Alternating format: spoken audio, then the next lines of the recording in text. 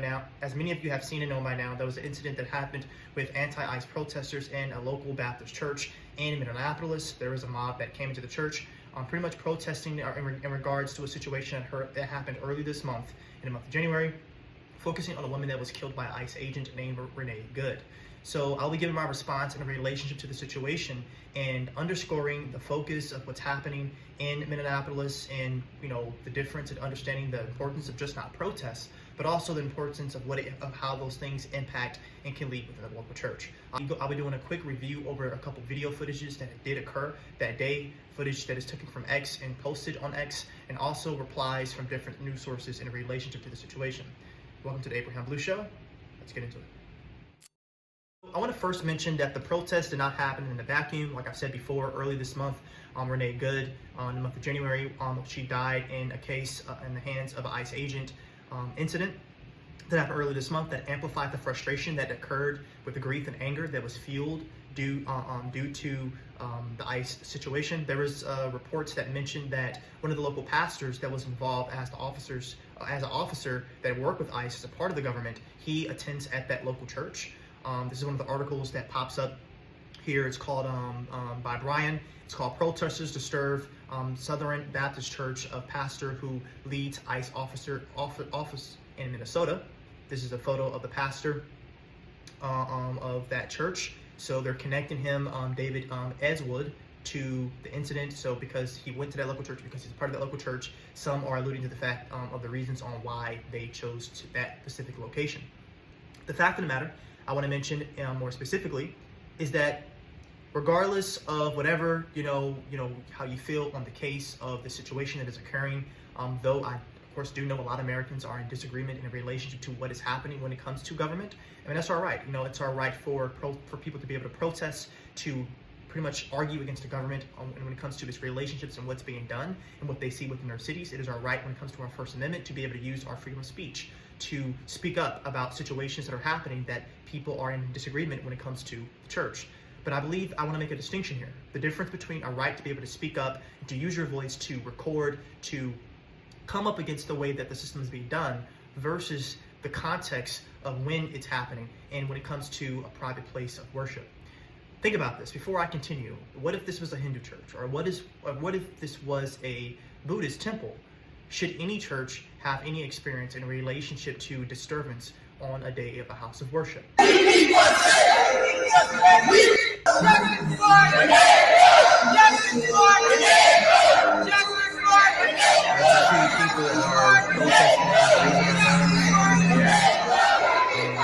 Continue. This is Don Lemon covering the situation in Minneapolis as well. This is what he has to say.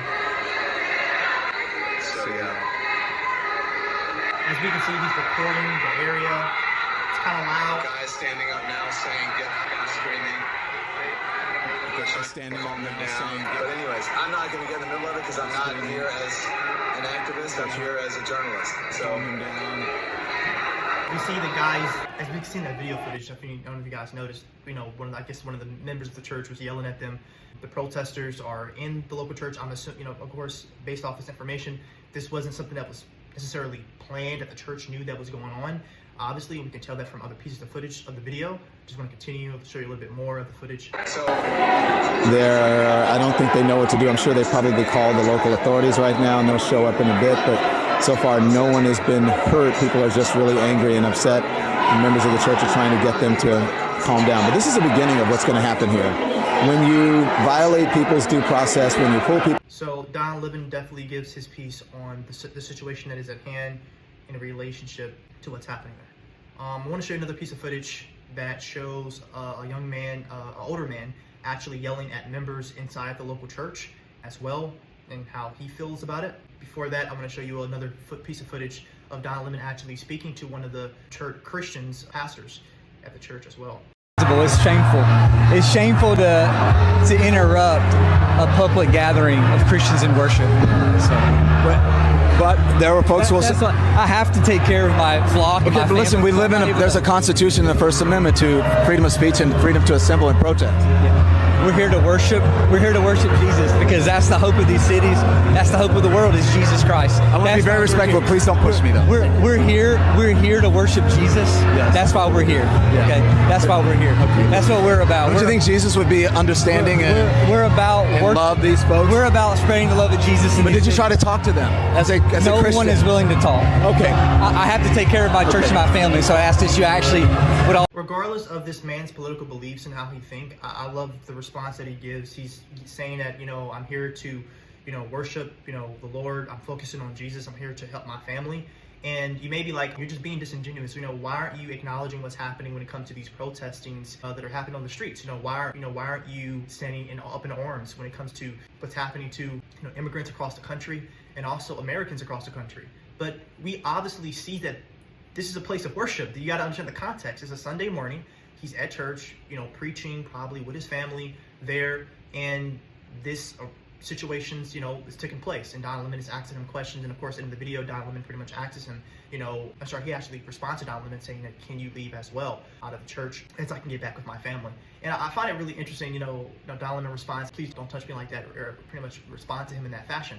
But I find it really interesting that, I don't think he was deliberately trying to do anything towards, Don and his perspective specifically, but I just wanted to get that aired out. I don't think that he didn't have any other, hidden intentions of, trying to take a step back in that situation. But I can definitely say that his focus is Jesus. Again, when it comes to a Sunday, this is a place where you come and you have the opportunity to focus on God, to escape out of the pollutions and out of the, things that are happening in society, a place where you can actually rest and feel comfort because of everything that's going on in your mind, all the chaos that is happening on the streets out there in Minneapolis. And it can be different because, again, the person that is over this church or that is with this church, that attends this church, is one of the ICE agent officers. So it can be seen differently. And it's a possibility that if he was a Hindu, if he was a Jew, or if he was some type of other religion or ethnicity, that they probably would have responded to the situation differently. That's possible, but that's not the case right now.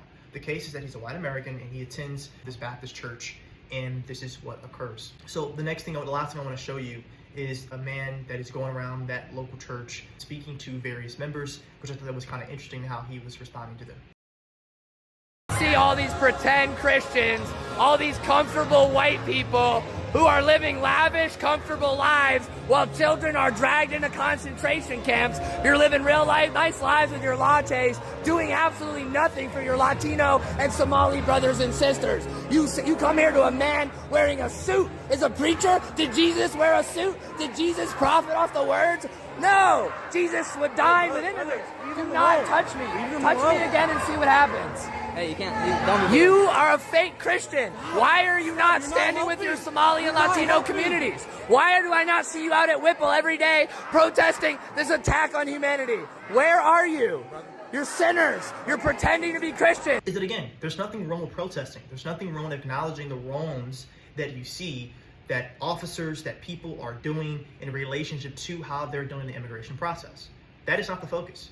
Again, well, that is the focus when it comes to, ICE. That is the focus when it comes to the people that are protesting against what ICE is doing, of course. But my context, when I come in, what I'm choosing to commentate on is specifically in relationship to the time of worship, the things that are being said to these people that are claiming to be Christians. They're Christians. They go to this Baptist church. And of course, this person is yelling at them saying that you are fake Christians. Again, when it comes to protests that I see back in the day in relationship to the civil rights movement, yes, things became violent, but it was more violent on the officer side continuously. People may say, well, though there's no time, there's no room in society. Peaceful protesting doesn't get the job done, you may feel like. It shouldn't lead to disrupting of people time of worship and calling them outside of their names. I don't think that Christians should be treated this way. I don't think Hindus should be treated this way. I don't think, Buddhists should be treated this way. And we should understand the context of time. That's my focus, is the context of time. But we're talking about 2 hours in a day.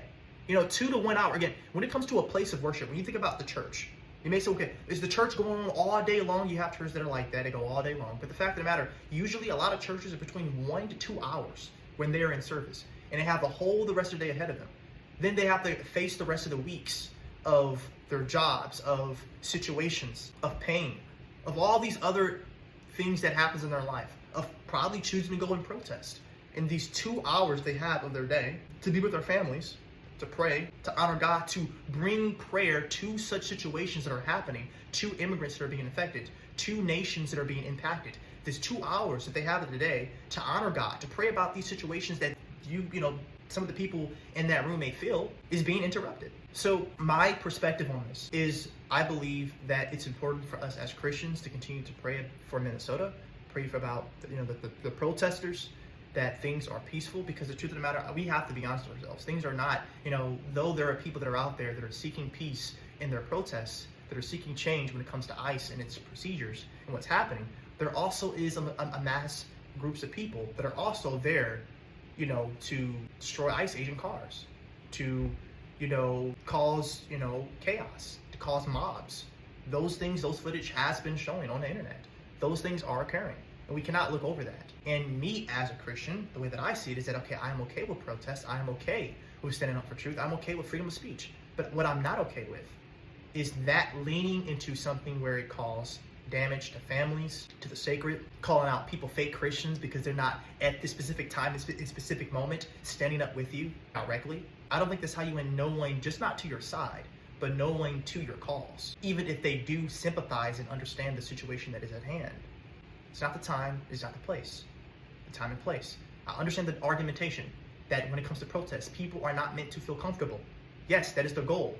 It's for people not to feel like these things are normal. But there's a difference between saying that, communicating that, 22 hours of the day, and at least 2 hours of the day, a time of sacred and prayer about possibly the situation.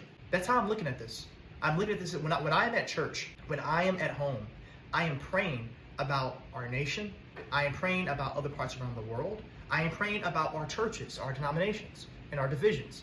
And I am also praying about things that we see that are taking place in Minnesota.